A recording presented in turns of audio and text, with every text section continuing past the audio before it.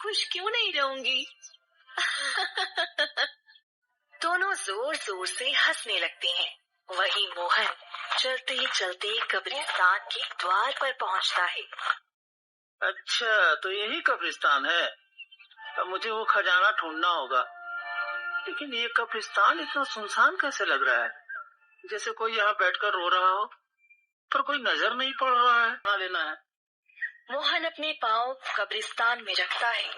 तभी तेज आंधी और तूफान चलने लगता है और सामने पेड़ के नीचे एक सफेद कपड़ों में बैठी लड़की फूट फूट कर रो रही होती है। अरे, ये कब्रिस्तान में एक लड़की को रो रही है, वो भी इतनी शाम को कब्रिस्तान में रो रही है। जरूर कोई बात है, मुझे जाकर पूछना चाहिए। मोहन उसके पास जाता है।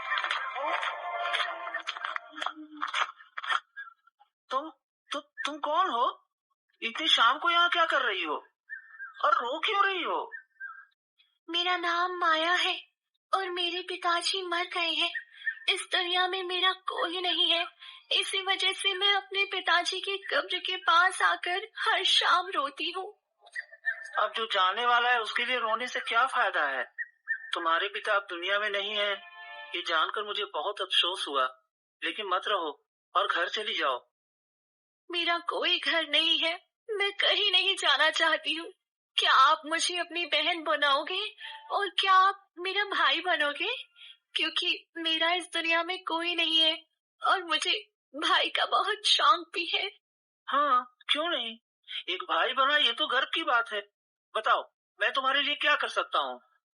मुझे आपके साथ आपके घर जाना है और आपकी बहन बनकर जीना है। मेरी यही इच्छा है। ठीक है, मैं तुम्हें अपने साथ अपने घर ले जाऊंगा। वैसे आपका कौन है? मैं एक तरह से अनाथ भी हूँ और एक तरह से नहीं भी हूँ।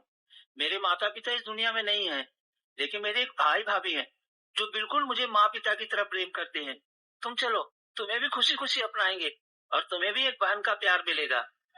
ठीक है, मैं जाने से पहले अपनी माँ से पूछ लेती हूँ। तुम्हारा इस दुनिया में कोई नहीं था और फिर तुम कह रही हो कि अपनी माँ से पूछ लेती हो। ये तुम्हारी माँ कैसे आ गई?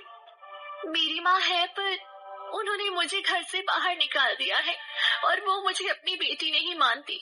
लेकिन फिर भी कहीं जाने से पहले मैं उनसे पूछती हूँ।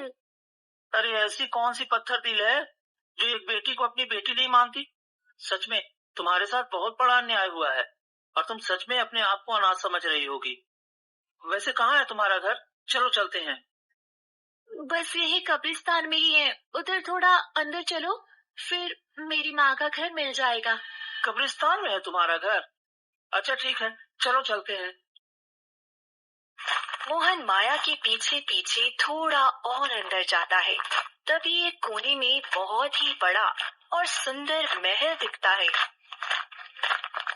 अरे, इतना बड़ा और सुंदर घर, वो भी कब्रिस्तान में, और ये अपने आप को अनाथ कह रही है। भैया, आप यहीं बैठो, मैं आपके लिए कुछ खाने को ले आती हूँ। आप बहुत भूखे होंगे ना? हाँ, मैं कई घंटे से सफर कर रहा हूँ, मुझे भूख तो लगी है। अगर कुछ मुझे मिल जाता तो अच्छा ही रहता। फिर माया घर के अंदर चली जाती है